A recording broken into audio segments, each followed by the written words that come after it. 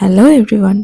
তো ভিডিওটা পোস্ট করতে অনেকটাই লেট হয়ে গেছে, সেই জন্য সরি। তো দিনটা ছিল ভাদ্র মাসের প্রথম সপ্তাহ, যেদিন ছিল বার পূজা আর নারায়ণ পূজা।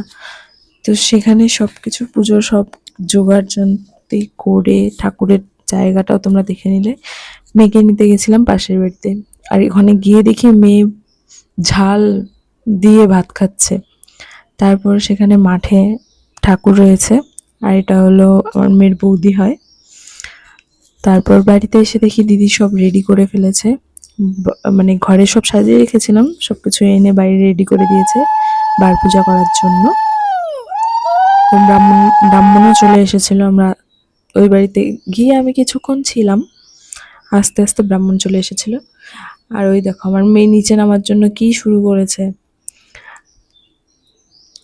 তারপর হলো সব পুজো টুজো সেরে তারপর বসেছিলাম আমি চেন্নি প্রসাদ মাখতে আর কি।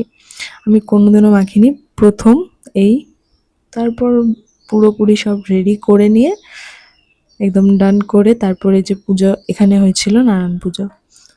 তো আমাকে দেখতে পাচ্ছ আমার কি অবস্থা, আর সবাই প্রসাদ খেতে চলে এসেছিল। আর এটা হলো আমার শাশুড়ি মা দুধ গরম করছে, আর এইটা হলো আমার ভাসুর, আর এটা হলো আমার চা।